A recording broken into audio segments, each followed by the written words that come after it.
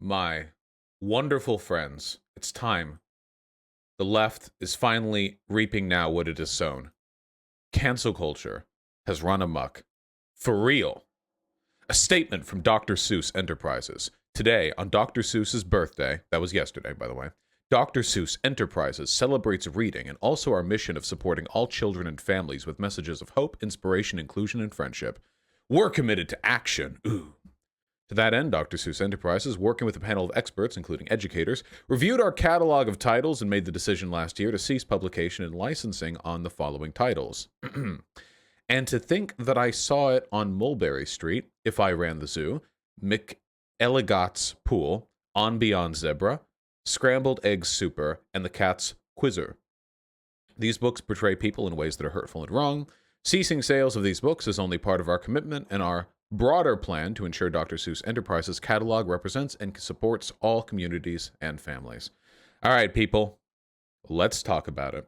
So, the gist of it is that the publishing company that manages Dr. Seuss's intellectual property is no longer publishing those 6 books. Now, I'm going to be perfectly honest with you. I have never read any of those 6 books. I've never read those 6 books. They are not part, in my mind, they are not a part of the classic Dr. Seuss literary collection, you know? When I think of Dr. Seuss, I mean, obviously, you know, Cat in the Hat, Green Eggs and Ham, and you think like, you know, Oh, the Places I'd Go, or Horton Hears a Who, you know? And those are wonderful books. I want to say, by the way, this is not exactly a hot take. I like Dr. Seuss. You know, if you actually look into his cartoonist career before he got started on his children's books, or maybe at the same time. I don't actually know if he did this alongside or before, but he also put out a decent amount of anti-Nazi imagery, which I think is pretty interesting. I like this. And the lady with the America First sweater, how prescient. And the wolf chewed up the children and spit out their bones, but they were foreign children and it didn't really matter. See? And it's like, get it? I like it because it's easy to say. Back in the day, World War II, it's easy to say Nazis are bad. I mean, that's kind of bar one, you know. That's the first hurdle. But Dr. Seuss actually had a couple of comics criticizing this American exceptionalist, American isolationist perspective that ended up bolstering the Nazi position, you know. All of the far-right types, or even just not far-right, but isolationist Americans who didn't want to get involved in the war effort. He criticized those people. But then he was also in support of the Japanese internment camps. So here we go. Yeah, we've got a mixed history on this guy, you know? I mean, if you go back far enough, you've pretty much got a guarantee that a historical figure is going to hold some cringe positions. This is fairly cringe. Look, we got Washington, that's where I am. Oregon, California, that's where I was. And then you have all of these Japanese people lining up to receive TNT, waiting for the signal from you know, the Imperial Command. Which is, I mean, it's effective imagery. I'm sure this scared some people. Yeah, FDR was for the camps too, so, yeah. He's got a mixed history. I think that I'd be willing to put my money down on the idea that on the whole, Dr. Seuss was probably not considered exceptionally racist for his time, but that doesn't really mean much by modern standards, because I'm pretty sure the average person back then was probably pretty racist. So the reason why these 6 books are getting removed is because they have offensive depictions of, I believe it's Jewish people, black people, and mostly, overwhelmingly, Asian people in these 6 books. I looked around, and I mean, it all looks like pretty much what you'd expect. You'd have like depictions of Chinamen or from the Orient, and they have like slant eyes and like the big round glasses and buck teeth, and you get it. And then he would draw African people with like the big rings through their nose. I mean, you know, like, you guys ever saw Tintin? You know what I mean? Like the early, you know how like the colonialism light, you know what I mean? It like those kind of vibes, you know what I mean? Never depicting minorities in like a these people are bad, these people are contemptuous, these people are evil kind of way. More of like a white supremacist trip around the world kind of way. You know what I mean? Like you bring like a little Polaroid camera, you round the world, you're like, wow, what crazy people, what uncivilized folk all around. Like that's the vibe, I think. It's not good. I'm not defending it. I'm just saying, like, that's the vibe. So I actually totally understand the decision that's being made here, because you gotta understand, how weird would it be if, like, because these books are all being sold as Dr. Seuss books, you know, and you're a parent and you're thinking, I want to buy some classic kids books, some classic children's literature for my little 6-year-old or whatever. All right, we'll get The Cat in the Hat, we'll get Green Eggs and Ham, you know, we'll get Horton Hears a Hoot. And then, oh, what's this one? You know, for little Timmy, this one. Hey, it's pretty good. Okay, we'll throw it in there. And it's like some Song of the South shit. You know what I mean? Yeah, All the Places You'll Go is a bop, by the way. It's like, yeah, or don't forget the Lorax. It's like some Song of the South shit. You know what I mean? With fucking blackface. And so I understand that as the publisher for a kid's book series, they don't want to have pretty racist content being sold alongside some of the most beloved children's literature in all of history, you know? It makes sense because every other company does this, you know? Disney, well, actually, wait, hold on. Disney took a different route. Disney, I think, did publish some older works that were very racist, but they included a disclaimer. I don't know if this would work necessarily for releasing a book, unless you want to put like a page in the front or something like that. I mean, I guess that's possible, but yeah, here was the disclaimer that Disney put at the beginning of some of these earlier not Disney, Warner Brothers, not Disney, Warner Brothers. I'm sorry. Disney would never acknowledge racism in their past. I'm sorry, wait, hold on. I got that. Sorry. Disney would never, ever own up to any of that shit, okay? Disney will delete and crop and obliterate and hide, I think. Oh, no, wait, did Disney also? No, I'm pretty sure Disney buries the stuff. No, they did? They presented it? They put a disclaimer. Disney has a disclaimer before Peter Pan? Whoa, wait, real? Hold on. Disney, Aladdin, disclaimer. When? When did they add this? In 2020, apparently.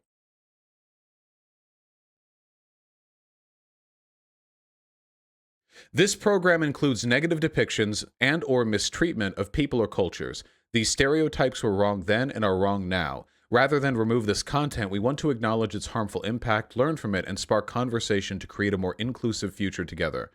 Disney is committed to creating stories with inspirational and aspirational themes that reflect the rich diversity of the human experience around the globe. They still won't acknowledge Song of the South? Well, there's only so much you can do about that one. Huh. I didn't know that. Well, then then am I thinking only of Disney? I'm not thinking of Warner Brothers? Warner Brothers. Cuz some of the old Warner Brothers cartoons, whew, they they were throwing those ones out there. Let me see if I can find the Warner Brothers disclaimer. 404 on Imager. Very nice. Come on. Here we go. So here's the Warner Brothers one. The cartoons you are about to see are products of their time. They may depict some of the ethnic and racial prejudices that were commonplace in American society. These depictions were wrong then and are wrong today. While the following does not represent the views of Warner Brothers in today's society, these cartoons are being presented as they were originally created because to do otherwise would be to the same as claiming these prejudices never existed. I really like that last line. I think that's very, very important. You have to understand, when corporations hide old bad shit they've done, it's not because they're trying to improve the world. It's because they're trying to improve their PR. Nobody today is made racist because they watched a Bugs Bunny cartoon from the 30s. Or, you know what? Maybe some people are. I'm going to guess that's probably not a major force. But when you look back and watch those cartoons, I think it's important. I'll defend this. I think it's essential for people today to be able to see what it was like back then. Because the more you erase the evidence of his systemic racism throughout history, the easier it is for people to forget it. As long as we have objective evidence from 50, 60, 70 years ago that, like, at that time it was okay on national television to just put whatever the fuck you wanted. I think that needs to be known. It's not enough that just be kept in a history book where only academics will know it. It's important that everyone, that be known. The question is, so why not disclaimers on the Seuss books? The reason why I think they're not going that route with the Dr. Seuss books is because the Dr. Seuss books are like big, wide print children's books that you would see in like a library. There's not a wall to get to them. With the old Warner Brothers and Disney stuff, I feel like there's a little bit more of a guard, a bit more of a barrier, whether that be the intervention or involvement of a parent, whether that be watching it together with the kid, something. Whereas when you buy your kid a bunch of like Dr. Seuss books, you just like throw 80 of them at them because the parent's thinking, it's Dr. Seuss. Do I really need to like read these beforehand? You know? That's my guess. And it should be noted, by the way, that information can't disappear anymore. It doesn't disappear anymore. While these books may be out of publication, and no doubt their prices are going to skyrocket to $1 billion on eBay because collectors will want to get the last published version of them, whatever. All of it's online. Everything is online. If you want to see the book, if you want to read the book, it's all online. I think the conservative attitude towards this is best summarized by, what's the name of that moron, that fucking idiot, what was it, that almost like impossibly, like his existence is a joke. Ted Cruz. Thank you, Ted Cruz. Sorry. I had to reach around for that one for a little bit. Here we go. So we have Ted Cruz, and right down here, who knew Joe Biden was such a great bookseller? Bestseller in books, and it's all Dr. Seuss. Now, do you notice anything interesting about these Dr. Seuss books? Is there anything content-wise in these books that you think might be relevant considering the conversation that we're having? That's right. None of these books have ceased publication. All the books that are being purchased here are books people already read. I've read all these books. I've read everyone's read Cat in the Hat. Green Eggs and Ham. There's a book collection right there. Place you go. One Fish, Two Fish, Red Fish, Blue Fish, Fox and the Socks. The Sneetches get stitches. True. So conservatives like Ted Cruz are fanning the flames, this cancel culture narrative. Look, people are buying 1984 book burning. First of all, let's be clear. If a children's book company no longer wants to publish books that have objectively racist content in them, that's their fucking right to do. The information is not disappearing. All of it is known. All of it is scanned online. All of it is available. If a person really wants to get access to it, they can in 2-3 minutes. It's exceedingly easy to get a hold of that information, though eventually it'll be very hard to get a hold of the physical prints of the book. This is something that every company has done. Every company that has a long history will eventually have to prune out their publication of earlier works, or at the very least edit it, to accommodate the desires and perspectives of a modern audience. This happens in a million different ways. Nothing about this is new. Nothing about this is surprising. This is completely standard. So, if there's anything to take from this, I'll say this much. Was dropping publication the right move? Maybe, I don't know. Maybe it really would have been better for them to put a disclaimer, you know? Maybe that really would have been better. I don't know. I think that something should have been done, some recognition. This comes alongside Joe Biden no longer, I think, yesterday, Joe Biden, for the first time in a long time, didn't include Dr. Seuss on National Reading Day, presumably because of Dr. Seuss's association with his racist past. Which is a little sad, because I like Dr. Seuss, and I like the idea of children being exposed to Dr. Seuss. But this is just a part of cultures and societies moving forward. This is just how the whole process works. Sometimes you have these little, jump starts. Sometimes it's not always fun. But at the end of the day, I think the most important thing here, the most essential need is being met. And that's at the end of the day, the legacy of Dr. Seuss is being preserved. Children, now and for decades from now, are still going to grow up reading Dr. Seuss. None of these kids were reading the books that have been removed from publication. I'm telling you, none of these kids were going after these books. They care about the good ones, the ones that are actually, that are well known, not these little known other ones. And yeah, that legacy gets to be preserved. Now, I believe, hold on, that Dr. Seuss later in life came to regret the depiction of people of color that he used to engage in. This is a rather long screed, but I'll read the essential bits. When Ted first began to write for children in 1937, what a time to start doing anything. Many representations of POC in the media were unfortunately depicted through racial stereotypes. In his first book, And to Think I Saw It on Mulberry Street, is no exception. For example, to represent a lone Asian character, Ted employed quote-unquote traditional clothing and chopsticks to display his ethnicity.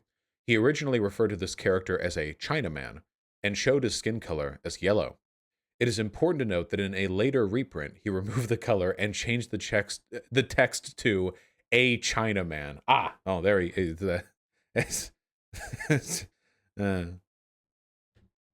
Yeah. Oh, sorry, Chinese man. Sorry, I said Chinese. Wait, that's better. I read China, and I was wondering how the inclusion of a space meaningfully... Okay, a Chinese man. Okay. All right. Okay.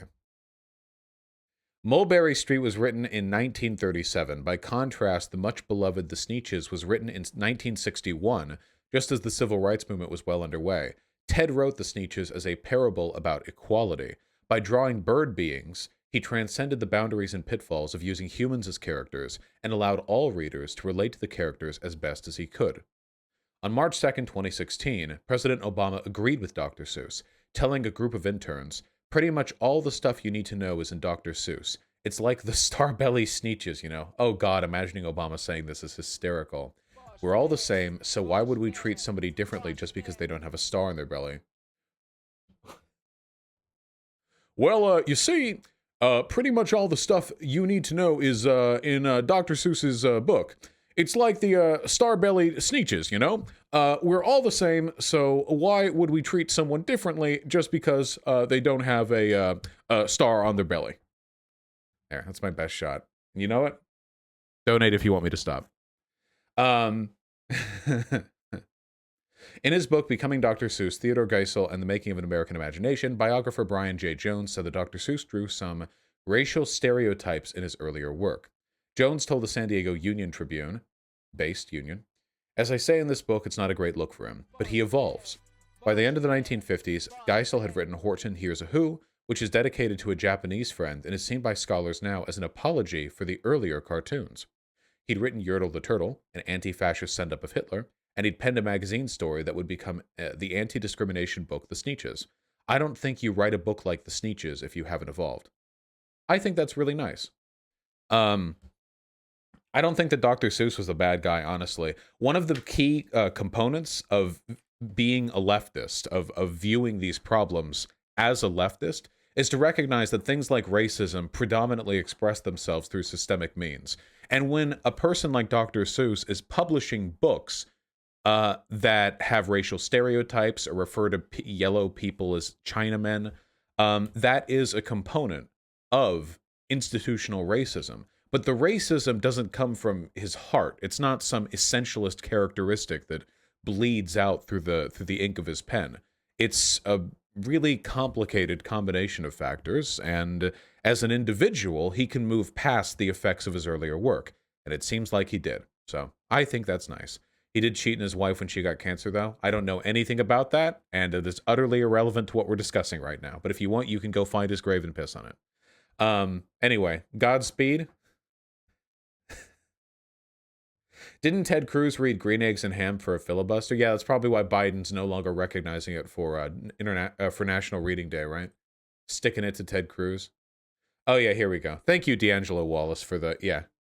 Here's just from the earlier works, of course. Here's a resident African gentleman, and we have yeah, here we go. The traditionally dressed Chinaman who eats with sticks and has some sort of bent chopsticks, which actually look pretty convenient now that I'm looking at them, but that's not what I use at restaurants, so Godspeed. What a thick bowl. Look at that. This is like a 15-pound bowl. See that? It's it's like the width of the bowl rim is like 4 inches. Look at that. It's like yeah. The absolute size of this unit. Yeah, it's got like 3 grains of rice in it. Dude's like training. He's carrying around a fucking 40-pound ceramic bowl. Dude's gonna be yoked. He's at the end of the Dr. Seuss cinematic universe. He rips off his fucking traditional Chinese clothing to reveal a power bod and fucking suplexes, I don't know, Cat in the Hat. He suplexes the cat. That cat was a cunt. Just absolutely, just fucking pile drives him, you know? Yeah, weighted traditional clothing, some Rock Lee shit. Yeah.